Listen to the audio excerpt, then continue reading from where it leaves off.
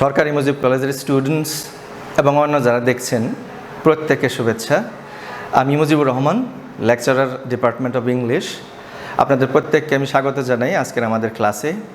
আজকে আমি right form of ভার্বের উপরে আলোচনা করব। তবে আজকের ক্লাসের কৌশলটা হবে, যেহেতু রাইট ফর্ম অফ ভার্ব এটা একটা বিশাল area, vast area of study, আমরা পুরো এরিয়াটা আমরা কভার করতে পারবো না। It covers many things. আজকের ক্লাসে স্পেসিফিক ফোকাসটা হবে আমাদের যে জেরান্ড সংক্রান্ত যে সমস্ত রাইট ফর্ম অফ ভার্বের রুল আছে, অর্থাৎ রাইট ফর্ম অফ ভার্বের ক্ষেত্রে জেরান্ড থেকে যে সমস্ত প্রশ্ন আসে সেই প্রশ্নগুলো আমরা কিভাবে উত্তর করতে পারি। আমরা জেরান্ডের ব্যবহার না জেনেও আমরা রাইট ফর্ম অফ ভার্বের ক্ষেত্রে কিভাবে আমরা এই আনসারগুলো দিতে পারবো খুব সহজে। এই ক্লাসটি মূলত ডিগ্রি থার্ড ইয়ার অর্থাৎ বিএ, বিএসএস, বিবিএস এবং বিএসসি পাস কোর্সের থার্ড ইয়ারের কম্পালসারি ইংলিশের ছাত্রছাত্রীদের জন্য এবং বিএ, বিএসএস অনার্স সেকেন্ড ইয়ারের ছাত্রছাত্রীদের জন্য। তবে এই ক্লাস থেকে এইচএসসি প্রোগ্রামের ছাত্রছাত্রীরাও সমান উপকৃত হবে, কারণ এইচএসসি প্রোগ্রামের সিলেবাসেও রাইট ফর্ম অফ ভার্ব রয়েছে, তাদের পরীক্ষাতেও আছে। তাই আজকের ক্লাসটা যদি শেষ পর্যন্ত মনোযোগ দিয়ে দেখো তোমরা, তাহলে নিশ্চয়ই কিছু কৌশল শিখবে যেগুলো তোমাদের পরীক্ষার জন্য কাজে আসবে। ওকে, তাহলে আর কথা নয়, আসো শুরু করি। আমাদের ফোকাসটা হচ্ছে জেরান্ডের ব্যবহার, যেগুলো রাইট ফর্ম অফ ভার্বের মধ্যে আছে সেগুলো আমরা জেরান্ডের ব্যবহার না জেনেও কিভাবে ভার্ব কারেক্ট করতে পারি, একই সাথে আমরা ছোট করে জেরান্ডের ব্যবহারও শিখব। ওকে, তো আজকে আমরা প্রথমে জেনে নেই জেরান্ড কাকে বলে। ওকে, ফর্মাল ডেফিনেশন আছে এখানে। A gerund is a form of verb ending in I N G and functions as a noun. এটাকে যদি আমি সহজ করে বলি, ভার্বের প্রেজেন্ট ফর্ম বা বেস ফর্মের সাথে আইএনজি যুক্ত করলে সেই আইএনজি যুক্ত অবস্থায় ওই ভার্বটি যদি নাউনের কাজ করে তাহলে তাকে জেরান্ড বলে। ওকে, তাহলে a gerund is formed by adding I N G to the base form of a verb and it performs like a noun. Okay, is that clear? কথাটা হচ্ছে ভার্বের সাথে আইএনজি যুক্ত থাকবে এবং সে নাউনের কাজ করবে, সে মূলত ভার্বের কাজ করবে না। ওকে, তাহলে আসো আমরা দেখি একটি সেন্টেন্সে নাউনের কি কি পজিশন, নাউন একটি বাক্যে কি কি কাজ করে। একটা বাক্যে যে যে জায়গায় নাউন বসতে পারে, নাউন যে কাজ করে জেরান্ডও সেই একই কাজ করবে। তাহলে আসো আমরা দেখি নাউন কি কি কাজ করে, অর্থাৎ position of noun in a sentence. Okay, একটা নাউন সেন্টেন্সের সাবজেক্ট হতে পারে, নাউন সেন্টেন্সের ভার্বের অবজেক্ট হতে পারে, সে নাউন অবজেক্ট অফ প্রেপোজিশন অর্থাৎ প্রেপোজিশনের অবজেক্ট হতে পারে, আবার সাবজেক্ট কমপ্লিমেন্টও হতে পারে। ওকে, তাহলে এই কাজগুলো আসলে জেরান্ডও করতে পারে। ওকে, আসো আমরা ধীরে ধীরে উদাহরণ দিয়ে এগুলো বোঝার চেষ্টা করি। ওকে, লুক, প্রথম যে সেন্টেন্সটা আমি দিয়েছি, water is good for health. আমরা water is good for health এই বাক্যে সাবজেক্ট হচ্ছে ওয়াটার, ঠিক আছে। মেইন ভার্ব বা বাক্যের প্রিন্সিপাল ভার্ব বা প্রধান ভার্ব হচ্ছে ইজ, একটি মাত্র ভার্ব আছে। Okay, water is good for health. তো এই বাক্যে নাউন হচ্ছে ওয়াটার, সাবজেক্ট হিসেবে আছে। ঠিক এই জায়গাটাতে আমরা একটা জেরান্ড ব্যবহার করতে পারবো। আমি একই সাথে জেরান্ড কিভাবে সাবজেক্ট হিসেবে ব্যবহৃত হয় সেটাও দেখছি এবং জেরান্ডের ব্যবহারটাও শেখানোর চেষ্টা করছি। ওকে, তো তোমরা নিচের বাক্যটা দেখো, walking is good for health. তুমি জানো যে ওয়াক একটা ভার্ব, ওয়াক একটি ভার্ব। এই ভার্বের সাথে যদি আমি আইএনজি যুক্ত করি তাহলে সেটি যদি নাউনের কাজ করে তাহলে সেটি অবশ্যই জেরান্ড হয়েছে। ওকে, যেমন দেখো, water is good for health, পানি স্বাস্থ্যের জন্য ভালো। ঠিক ওয়াটারকে আমি রিপ্লেস করেছি ওয়াকিং দিয়ে, walking is good for health, অর্থাৎ হাঁটা স্বাস্থ্যের জন্য ভালো। তাহলে নিশ্চিতভাবেই ওয়াটার বা এই সাবজেক্টের স্থানটি দখল করেছে ওয়াকিং এবং সে বাক্যের সাবজেক্ট হয়েছে এবং সে নাউনের কাজ করতেছে, সুতরাং সে জেরান্ড। আশা করি জেরান্ড বুঝেছ এবং জেরান্ড কীভাবে বাক্যের সাবজেক্ট হিসেবে বসে সেইটিও তুমি বুঝতে পেরেছ। এখন নিচে আমরা আরেকটা সেন্টেন্স দেখি, playing cricket with my friend makes me happy. এই বাক্যে মেক হচ্ছে আমাদের মেইন ভার্ব বা প্রিন্সিপাল ভার্ব, আর মেকের আগে যে অংশটা রয়েছে একটা বড় ফ্রেজ, এই ফ্রেজটা হচ্ছে আমাদের বাক্যের সাবজেক্ট। এই সাবজেক্টটা শুরুতেই দেখো একটি ভার্ব আছে প্লে। প্লে প্লে ভার্বের সাথে আমরা আইএনজি যুক্ত করেছি, প্লেইং। এখন তুমি ধরো উপরের বাক্যে যেরকম আমি ওয়াকিং একেবারে একা লিখেছিলাম, এর সাথে আমি কোনো কিছুই যুক্ত করি নাই, কিন্তু আমরা চাইলে যুক্ত করতে পারি। ধরো প্লে খেলে, কি খেলে সেটা তুমি বলতে পারো, প্লেইং ক্রিকেট, এবং কার সাথে খেলে, কোথায় খেলে, এইভাবে তুমি অনেক কিছু যুক্ত করতে পারো। Playing cricket with my friend makes me happy. তাহলে নিশ্চিতভাবে প্লেইংটাও এখানে সাবজেক্টের কাজ করতেছে এবং সে জেরান্ড, ওকে, এবং সে নিশ্চিতভাবে নাউন। ঠিক একইভাবে ওই ওয়াকিংয়ের সাথে আমরা লাগাইতে পারতাম যে কখন হাঁটাটা স্বাস্থ্যের জন্য গুরুত্বপূর্ণ, walking in the morning is good for health. এইভাবে আমরা সেন্টেন্সটাকে বড় করতে পারতাম, সাবজেক্টটাকে আমরা একটু এক্সটেন্ড করতে পারতাম। এখন আসো আমরা দেখি দুইটা এক্সাম্পল, যে তুমি যদি এই জেরান্ডের এই ব্যবহারটা নাও জানতা, তাহলে কিভাবে তুমি এই রাইট ফর্ম অফ ভার্বের এক্সারসাইজ করার সময় পরীক্ষার খাতায় তুমি কিভাবে শুদ্ধ করে ভার্বটা বসাইতে পারতা। ওকে, দেখো তাহলে এই এক্সাম্পলে sing a song on the stage is enjoyable for me. দেখো বাক্যের শুরুতে একটি ভার্ব আছে সিং, এবং সেই ভার্বটি ব্র্যাকেট দিয়ে আটকানো। ওকে, তো যেহেতু আমরা আগের বাক্যে দেখেছি ওয়াকিং, প্লেইং, ঠিক একইভাবে আমরা সিং ভার্বের সাথে আইএনজি যুক্ত করে দিয়ে আমরা বাক্যের সাবজেক্ট বানাইতে পারি, কারণ এই সিং ছাড়া আর কোনো সাবজেক্ট নাই, বরং সিং ভার্বের অবজেক্ট হিসাবে এই সংটা আছে। সিং গান করে, কি গান করে, এ সং, কোথায় করে, অন দি স্টেজ। তো তুমি সিংয়ের সাথে আইএনজি দিয়ে দাও, সিঙ্গিং,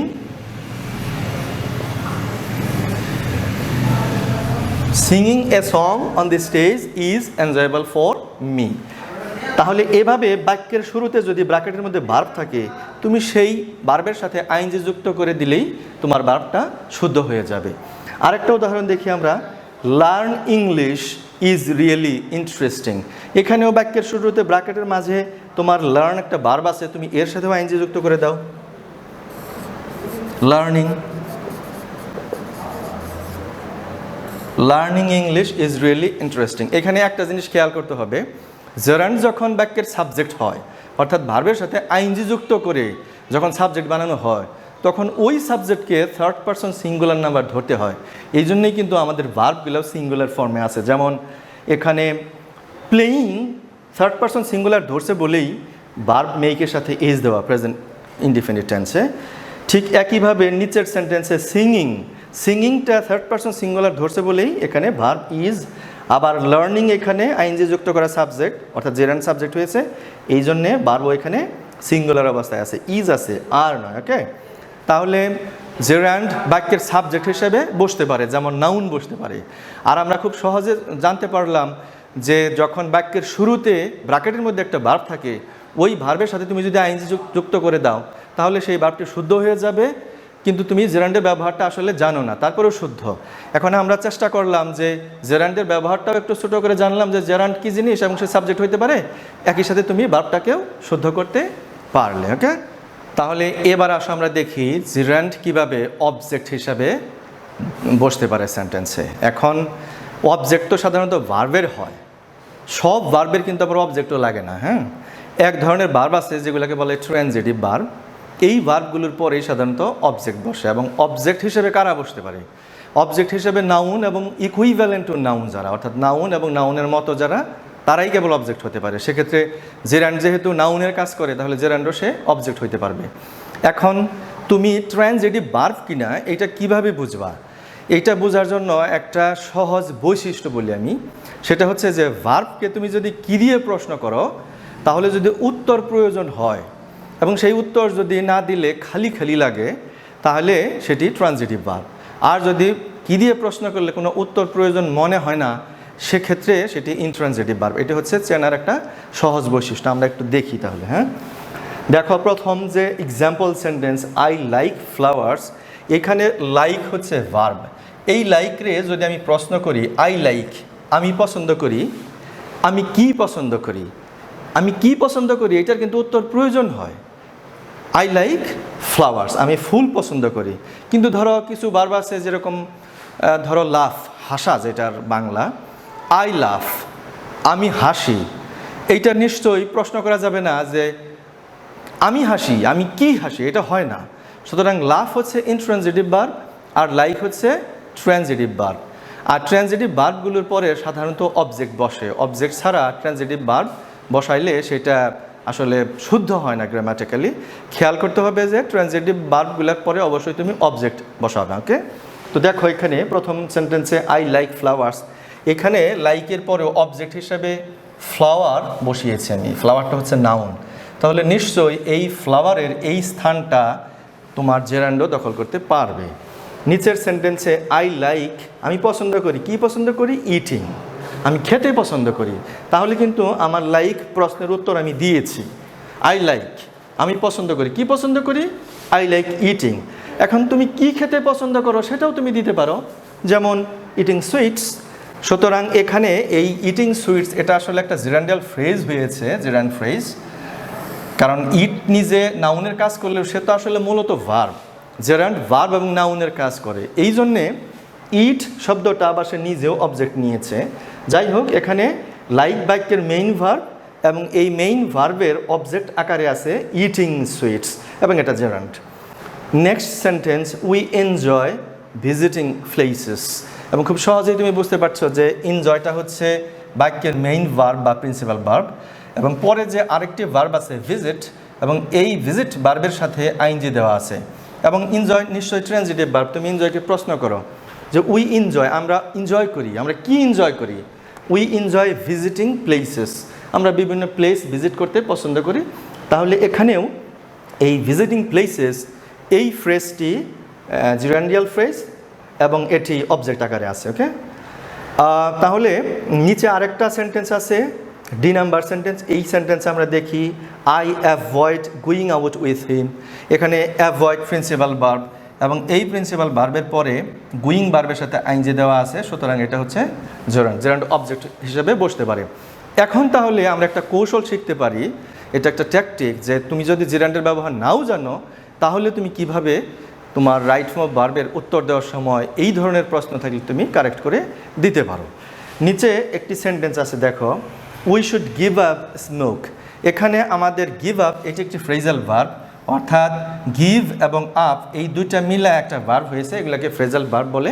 এবং এই জিনিসগুলো নিয়ে আমরা পরে একটা ক্লাস করতে পারি যে ফ্রেজাল ভার্ব কী জিনিস, সেটা নিয়ে পরে আমি একটা ভিডিও ক্লাস নিব।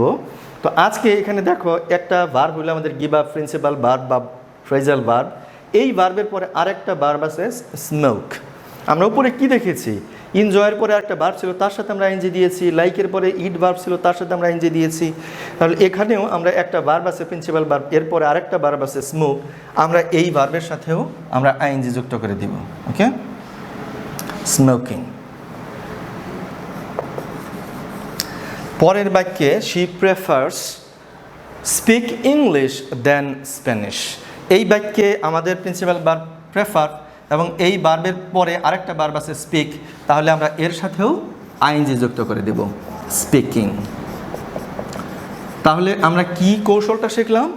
যে বাক্যে যদি দুইটি ভার্ব পাশাপাশি থাকে, বিশেষ করে প্রিন্সিপাল ভার্ব বা মেইন ভার্বের ঠিক পরেই যদি আরেকটা ভার্ব থাকে, তুমি সেই ভার্বের সাথে আইএনজি যুক্ত করে দিবে, তাহলে তোমার উত্তরটি শুদ্ধ হয়ে যাবে রাইট ফর্ম অফ ভার্বের ক্ষেত্রে। এক্ষেত্রে বিষয়টা এমন না যে তুমি সকল ভার্বের পরে জিরান্ড বসাইতে পারবে। কিছু নির্দিষ্ট ক্ষেত্র আছে যেখানে আমাদের ইনফিনিটিভ ব্যবহার করতে হয়। ইনফিনিটিভ কী জিনিস, কখন ব্যবহার করব, এর উপরে আমি পরের ক্লাসটাই নেব। ওকে, তবে আজকে আমরা সহজ করে যেটা শিখলাম সেটা হচ্ছে দুইটা ভার্ব যদি একসাথে থাকে তাহলে দ্বিতীয় ভার্বের সাথে আমরা আইএনজি যুক্ত করে দেব এবং এভাবে আমরা ভার্বটাকে কারেক্ট করতে পারবো। ওকে, আমরা এদিকে একটু দেখি যে gerund as object of preposition. Gerund প্রেপোজিশনের অবজেক্ট হিসেবে বসে। জিরান্ড প্রিপোজিশনের অবজেক্ট হিসেবে বসে, এই কথাটা হয়তো অনেকের জন্য টেকনিক্যালি একটু বুঝতে অসুবিধা হইতে পারে। খুব সহজ করে যদি বলি, প্রেপোজিশনের পরে যেরকম নাউন বসতে পারে, প্রেপোজিশনের পরে জেরান্ডও বসতে পারবে। ওকে, অর্থাৎ প্রেপোজিশনের পরে আমি জেরান্ড বসাবো। ওকে, আসো আমরা এক্সাম্পল সেন্টেন্সগুলো দেখি। আর আরেকটা কথা, আমি এর আগের ক্লাসেও আমি বলেছি যে প্রেপোজিশন কি, তোমরা নিশ্চয়ই কমন প্রেপোজিশনগুলো চিনো সবাই। যেমন কমন প্রেপোজিশনের মধ্যে আছে of, on, for, in, without, by, from, এইগুলো হচ্ছে প্রেপোজিশন। ওকে, তো আমরা ফার্স্ট সেন্টেন্স দেখি, শি ইজ ফন্ড অফ, এই যে প্রেপোজিশন অফ, তারপরে রিড ভার্বের সাথে আইএনজি দেওয়া আছে। She is fond of reading books, সে পছন্দ করে বই পড়তে, তার প্রিয় কাজ হচ্ছে বই পড়া। তাহলে জেরান্ড কোনটি? জেরান্ড হচ্ছে রিডিং, এবং রিডিংয়ের পরে বুকটা অবজেক্ট আকারে আছে রিড ভার্বের, রিডিং বুকস। আমরা নেক্সট সেন্টেন্সটা যদি দেখি, the children are good at drawing pictures, এখানে প্রেপোজিশন কোনটা? এখানে প্রেপোজিশন হচ্ছে অ্যাট, এবং অ্যাট প্রেপোজিশনের পরে ভার্ব ড্রয়ের সাথে আইএনজি দেওয়া আছে ড্রয়িং, তাহলে এটা জেরান্ড। ওকে, তাহলে আমরা যদি যখন পরীক্ষায় এরকম একটা সিচুয়েশন, এরকম একটা কনটেক্সট, একটা সেন্টেন্স পাবো যেখানে দেখব যে প্রেপোজিশনের ঠিক পরে একটি ভার্ব দেওয়া আছে, তাহলে খুব সহজ সেই ভার্বের সাথে তুমি আইএনজি যুক্ত করে দেবে, তাহলে শুদ্ধ হয়ে যাবে। তাহলে কি বিষয়টা? বিষয়টা হচ্ছে যে প্রেপোজিশনের পরে যদি ভার্ব থাকে, সেই ভার্বের সাথে আইএনজি যুক্ত করলেও ভার্বটি শুদ্ধ হবে। এভাবে তুমি জেরান্ডের ব্যবহার না জেনেও তুমি ভার্বটাকে শুদ্ধ করে দিয়ে আসতে পারবে। ওকে, তাহলে আমরা আরও দুইটা এক্সাম্পল সেন্টেন্স দেখি। আই এম সরি ফর, এখানে ফর হচ্ছে প্রেপোজিশন, ফরের পরে আমাদের ভার্ব আছে ডিস্টার্ব, তাহলে আমাদের কাজটা কি? আমাদের কাজটা হচ্ছে এই ডিস্টার্ব ভার্বের সাথে আইএনজি যুক্ত করে দেব। I am sorry for disturbing you. Okay, next example, he is interested in, in হচ্ছে প্রেপোজিশন, ইনের পরে ভার্ব আছে ওয়ার্ক, এই ওয়ার্ক ভার্বের সাথেও আমরা আইএনজি যুক্ত করে দেব। He is interested in working. Okay, পরের ব্যবহারটি হচ্ছে জেরান্ড অ্যাজ সাবজেক্ট কমপ্লিমেন্ট, জেরান্ডকে আমরা সাবজেক্ট কমপ্লিমেন্ট হিসেবেও ব্যবহার করতে পারি। এখন কথা হচ্ছে যে একটা টেকনিক্যাল টার্ম সাবজেক্ট কমপ্লিমেন্ট, এটা আবার কী জিনিস?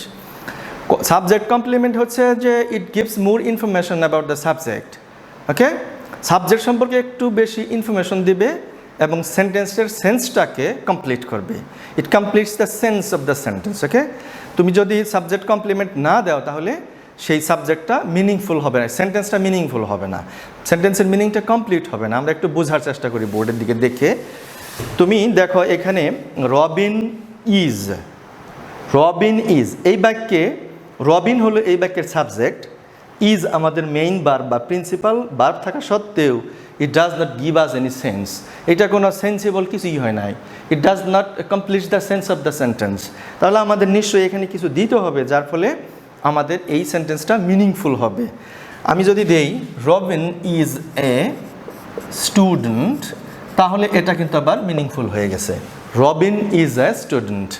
এই স্টুডেন্ট শব্দটি সেন্টেন্সের মিনিংটাকে কমপ্লিট করেছে। ওকে, এখন একটা জিনিস খেয়াল করতে হবে, সাবজেক্ট কমপ্লিমেন্ট চিনার আরও একটা সহজ উপায় হচ্ছে সাবজেক্ট এবং এই সাবজেক্ট কমপ্লিমেন্ট দুইটা একেবারে একই জিনিস, একই ব্যক্তি অথবা একই বস্তু। এই রবিন যে সেই ব্যক্তি হচ্ছে স্টুডেন্ট, এবং সাধারণত এই ধরনের কমপ্লিমেন্ট সাবজেক্ট কমপ্লিমেন্টের ক্ষেত্রে আমাদের যে প্রিন্সিপাল ভার্বগুলা, এই ভার্বগুলা সাধারণত লিঙ্কিং ভার্বগুলা হয়। যেমন তুমি দেখো এখানে আমি ইজ ভার্বটি ব্যবহার করেছি, অর্থাৎ বি ভার্ব। এখানে যেরকম আমি ভি ভার্ব এটার নাম বললাম, আবার সে এই ইজটি এখানে একা আছে, তাহলে সেই এই ইজটি আবার এই বাক্যের প্রিন্সিপাল ভার্ব বা মেইন ভার্ব। আবার এর আরেকটা নাম আছে, সে হচ্ছে লিঙ্কিং ভার্ব। লিঙ্কিং ভার্বের কাজটা কি? লিঙ্কিং ভার্ব লিঙ্ক করে, অর্থাৎ সে সাবজেক্ট এবং কমপ্লিমেন্টের মধ্যে লিঙ্ক স্থাপন করে, সংযোগ স্থাপন করে। ওকে, তাহলে আমরা এখানে দেখো স্টুডেন্ট যেহেতু নাউন, সাবজেক্ট কমপ্লিমেন্ট হিসেবে নাউন বসেছে, সেক্ষেত্রে আমরা জেরান্ডও বসাইতে পারবো। ওকে, তোমরা একটু নিচের সেন্টেন্সটি দেখলে আরও পরিষ্কার হয়ে যাবে। রবিনস হবি ইজ সুইমিং, এক্ষেত্রে সুইম হচ্ছে আমাদের ভার্ব, তার সাথে আমরা আইএনজি যুক্ত করেছি সুইমিং। এখানে খেয়াল করে দেখো উপরে ছিল রবিন, রবিন আর স্টুডেন্ট একই ব্যক্তি, এখানে রবিনের হবি, রবিনের হবিটাই হচ্ছে সুইমিং। সুইমিং আর রবিনের হবি একেবারে একই জিনিস। এখানে ইজ আছে এবং সুইম ভার্বের সাথে আইএনজি আছে বলে এটা আবার প্রেজেন্ট কন্টিনিউয়াস টেন্স কিন্তু নয়। প্রেজেন্ট কন্টিনিউয়াস টেন্সের সাবজেক্ট অ্যাক্টিভ থাকে, সে নিজে কাজ করে। যদি এরকম থাকতো যে রবিন ইজ সুইমিং, বাংলা হয়তো এরকম যে রবিন সাঁতার কাটতেছে, সেটা হতো প্রেজেন্ট কন্টিনিউয়াস টেন্স, কিন্তু এখানে এটা নাউনের কাজ করতেছে সুইমিং এবং সে কমপ্লিমেন্ট আকারে আছে, কারণ রবিনের হবিটাই হচ্ছে swimming. Robin's hobby and swimming are the same thing. Okay, আমার মনে হয় তোমরা কমপ্লিমেন্ট কথাটা বুঝেছ এবং কমপ্লিমেন্টের ক্ষেত্রে কিভাবে এই জারান্ড বসতে পারে সেটাও তোমরা একটু দেখেছো। আমরা আরও দুইটা সেন্টেন্স একটু পরে দেখে নিচ্ছি। ওকে, তাহলে সাবজেক্ট কমপ্লিমেন্টের আরও দুইটা এক্সাম্পল আমরা একটু দেখি, তোমরা খেয়াল করে বোর্ডের দিকে একটু দেখতে হবে। দেখো, হিজ প্ল্যান ওয়াজ, এখানে বাক্যের সাবজেক্ট হচ্ছে হিজ প্ল্যান, ওয়াজ হচ্ছে আমাদের প্রিন্সিপাল ভার্ব। তার প্ল্যানটা কি, সেই প্ল্যানটাই এখানে জিরান্ডের মাধ্যমে আমরা এখানে দিয়েছি। তার প্ল্যানটা হচ্ছে স্টাডিং কম্পিউটার সায়েন্স। ওকে, তাহলে দেখো এখানে স্টাডিটা হচ্ছে একটি ভার্ব, তার সাথে আইনজি যুক্ত করা আছে এবং নিশ্চিতভাবে এটা জিরান্ড হয়েছে। ওকে, হিজ প্ল্যান, তার প্ল্যানটা কি, স্টাডিং কম্পিউটার সায়েন্স, তাহলে এটা এখানে সাবজেক্টের কমপ্লিমেন্ট হিসেবে আছে। তাহলে খুব খেয়াল করে আমরা এটা রাইট ফর্ম অফ ভার্বের আনসার দেওয়ার সময় এটা করতে পারবো। যদি দেখা যায় যে সাবজেক্ট আর এদিকে ভার্বের সাথে আইনজি যুক্ত করলে সেই কমপ্লিমেন্ট একই জিনিস হয়, তাহলে তুমি নিঃসন্দেহে আইনজি দিয়ে দিবে এবং সেটা জেরান্ড হবে। ওকে, যেমন এখানে আমরা একটা এক্সাম্পল দেখি, আওয়ার প্রবলেম ইজ, আমাদের প্রবলেমটা কি, প্রবলেমটা হচ্ছে টেকিং পারমিশন ফ্রম দি অথরিটির কাছ থেকে পারমিশন নেওয়াটাই হচ্ছে আমাদের প্রবলেম। তাহলে আওয়ার প্রবলেম আর ইজের পরে যেটা দেওয়া আছে taking permission from the authority একেবারে একই জিনিস, সুতরাং ওটা এখানে সাবজেক্টের কমপ্লিমেন্ট হিসেবে আছে এবং এটা জেরান্ড হয়েছে। ওকে, আমরা তাহলে আরেকটা ব্যবহার দেখি জেরান্ডের, এটি আমাদের রাইট ফর্ম অফ ভার্বের এক্সারসাইজের সময়ও আসে পরীক্ষায়, সেটা হচ্ছে জেরান্ড আফটার ফিক্সড ফ্রেজেস, অর্থাৎ কিছু নির্ধারিত ফিক্সড ওয়ার্ড আছে এবং ফ্রেজ আছে যেগুলোর পরে তোমাকে অবশ্যই জেরান্ড বসাইতে হবে, অর্থাৎ ভার্বের সাথে আইনজি যুক্ত করতে হবে। আমি এখানে শুধু ফ্রেজগুলো লিখেছি, দু একটা ওয়ার্ডও আছে যেগুলো আমি লিখি নাই, পরে এইটা নিয়ে আলোচনা করা যাবে। এখানে আমি ফ্রেজগুলো লিখেছি, এই ফ্রেজগুলোর মিনিংও আমি বলে দেব। তোমরা ভিডিওটা দেখার সময় ভিডিওটা পজ করে চাইলে খাতায় লিখে এই ফ্রেজগুলো মুখস্থ করে নিতে হবে, কারণ এই ফ্রেজগুলো ফিক্সড এবং এগুলোর পরে জেরান্ড বসাইতে হবে। ওকে, যেমন আমাদের এখানে প্রথম ফ্রেজটা হচ্ছে বি ইউজ টু অথবা গেট ইউজ টু। এখানে বি বলতে আমি বুঝাইতেছি বি ভার্বগুলো, অ্যামিজার, ওয়াজার। ওকে, এখানে বিও ব্যবহার করা যাবে, গেটও ব্যবহার করা যাবে। এই বি ইউজ টু অথবা গেট ইউজ টু এটার মানে হচ্ছে অভ্যস্ত হওয়া। ওকে, ধরো আমি ইংরেজি বলে অভ্যস্ত, তাইলে I am use to speaking English. Okay, পরের যে আমরা ফ্রেজটা দেখছি বি অ্যাকাস্টমড টু, এখানেও বি মানে বি ভার্ব, অ্যামিজার, ওয়াজার। এই বি অ্যাকাস্টমড টু এটার মানেও হচ্ছে অভ্যস্ত হওয়া, একই মানে। Okay, I am accustomed to using computer. Okay, accustomed to এবং বি ইউজ টু এরপরে ভার্বের সাথে আইনজি দিতে হবে, অর্থাৎ জেরান্ড বসাইতে হবে। এরপরের যে আমাদের ফ্রেজটি সেটি হচ্ছে কান্ট হেল্প অথবা কুড নট হেল্প বা কুডন্ট হেল্প। প্রেজেন্ট ফর্ম হলে ক্যানট হেল্প, পাস্ট হলে কুডন্ট হেল্প। এই ফ্রেজটার মানে হচ্ছে কোনো কিছু না করে পারি না, এরকম আর কি। আমি সেখানে না গিয়ে পারি না, I can't help going there. ওকে, বা I couldn't help going there. ওকে, পরের যে ফ্রেজটা আমরা দেখছি ক্যানট স্ট্যান্ড বা কান্ট স্ট্যান্ড, অথবা পাস্ট হইলে পরে কুড নট স্ট্যান্ড অথবা কুডন্ট স্ট্যান্ড। এই ফ্রেজটির মানে হচ্ছে সহ্য করতে না পারা। ওকে, আমরা এরপরের যে ফ্রেজ আছে সেটা দেখি। এখানে যে ফ্রেজ এটা পরীক্ষায় খুব বেশি দেখা যায় রাইট ফর্ম ভার্বের ক্ষেত্রে, look forward two. Look forward two এই ফ্রেজটির মানে হচ্ছে কোনো কিছুর জন্য বা কোনো ব্যক্তির জন্য বা কোনো অনুষ্ঠানের জন্য, যে কোনো জিনিসের জন্য আনন্দের সাথে, অধীর আগ্রহের সাথে অপেক্ষা করা বা চাওয়া বা প্রত্যাশা করা। ওকে, এই লুক ফরওয়ার্ড টুর পরেও ভার্বের সাথে আইনজি যুক্ত করতে হবে, অর্থাৎ জেরান্ড বসাইতে হবে। এখানে আরেকটি ফ্রেজ আছে উইথ আ ভিউ টু। এই উইথ আ ভিউ টু এই ফ্রেজটিও আমরা পরীক্ষায় প্রচুর দেখি রাইট ফর্ম অফ ভার্বের এক্সারসাইজের ক্ষেত্রে, এবং এই উইথ আ ভিউ টু এই ফ্রেজটির মানে হচ্ছে উদ্দেশ্যে বা জন্যে। ওকে, আমরা এগুলো তাহলে আমরা বাক্যে প্রয়োগ করে দেখি। প্রথম যে এক্সাম্পল সেন্টেন্সটি আছে, look at the board, I look forward to meeting you. এখানে মিট একটি ভার্ব, এই ভার্বের সাথে আইনজি যুক্ত করা আছে। লুক ফরওয়ার্ড টু এই ফ্রেজটির পরে মিট ভার্ব থাকার কারণে তার সাথে আইনজি দেওয়া হয়েছে, অর্থাৎ এটি জেরান্ড হয়েছে। ওকে, অধীর আগ্রহের সাথে আমি তোমার সাথে দেখা করার জন্য অপেক্ষা করছি। I look forward to meeting you. Next example sentence দেখো, যদি এরকম থাকে পরীক্ষায়, হি ওয়ার্কস, সে কাজ করে, with a view to earn money. এখানে উইথ এ ভিউ টু তো বাংলা হচ্ছে জন্যে বা উদ্দেশ্যে, সে কাজ করে কি জন্যে? আর্ন মানি, টাকা উপার্জনের জন্যে। এক্ষেত্রে আমাদের এই আর্ন ভার্বের সাথে আইএনজি দিতে হবে, অর্থাৎ জেরান্ড বানাইতে হবে, with a view to earning money. তাহলে আমরা খুব কৌশলে খুব সহজেই শিখে নিলাম যে এই ফ্রেজগুলো যদি আমরা দেখি এবং এই ফ্রেজগুলোর পরে যদি ভার্ব থাকে তার সাথে আইএনজি যুক্ত করে দিলে তোমার ভার্বটি শুদ্ধ হবে এবং তুমি ছোট করে জেরান্ডের ব্যবহারও শিখলে। এখন আমরা এতক্ষণ পর্যন্ত এই ছোট্ট ক্লাসে যা যা শিখলাম তা যদি আমরা এক নজরে দেখতে চাই, তাহলে আমরা একটু বোর্ডের দিকে তাকালে দেখতে পারবো যে আমরা জেরান্ডের ব্যবহার না জেনেও কীভাবে এই ট্যাকটিক ফলো করে আমরা এই পরীক্ষায় রাইট ফর্ম অফ ভার্বের আনসার দিতে পারবো। ওকে, যেমন আমরা শিখেছি বাক্যের শুরুতে যদি ভার্ব থাকে তাহলে তার সাথে আমাদের আইএনজি যুক্ত করে দিলেই ভার্বটি শুদ্ধ হবে, অর্থাৎ সেটি তখন সাবজেক্ট হিসেবে বসবে। যেমন এখানে এ নাম্বার এক্সাম্পল সেন্টেন্সে perform, okay, perform in public makes me nervous. এখানে পারফর্ম ভার্ব বাক্যের শুরুতে আছে, তাহলে এর সাথে আমাদের আইএনজি যুক্ত করে দিতে হবে, performing. Okay, performing in public makes me nervous. Second যে example sentence, we should stop. Stop একটা ভার্ব, বাক্যের প্রিন্সিপাল ভার্ব। এই ভার্বের পরে দেখো আরও একটা ভার্ব আছে, we should stop pollute our environment. তাহলে আমরা কি শিখেছিলাম যে দুইটা ভার্ব যদি একসাথে থাকে, বিশেষ করে মেইন ভার্ব বা প্রিন্সিপাল ভার্বের পরে যদি আরও একটা ভার্ব থাকে, সেই ভার্বের সাথেও আমরা আইএনজি যুক্ত করে দিলে ভার্ব শুদ্ধ হবে। এবং এটা আসলে জেরান্ডেরই ব্যবহার, জেরান্ড সে অবজেক্ট হিসেবে এখানে বসেছে। ওকে, ইন দি থার্ড সেন্টেন্সে আমরা কি দেখতে পাই, মাই হবি ইজ টেক পিকচার্স। এখানে মাই হবি, আমার হবিটা কি? হবির পরে দেখো এখানে ভি ভার্ব আছে ইজ, অর্থাৎ লিঙ্কিং ভার্ব। আমরা এই টেকের সাথে আইএনজি যুক্ত করে দিলে এটা কমপ্লিমেন্ট আকারে থাকবে, সাবজেক্ট কমপ্লিমেন্ট আকারে থাকবে।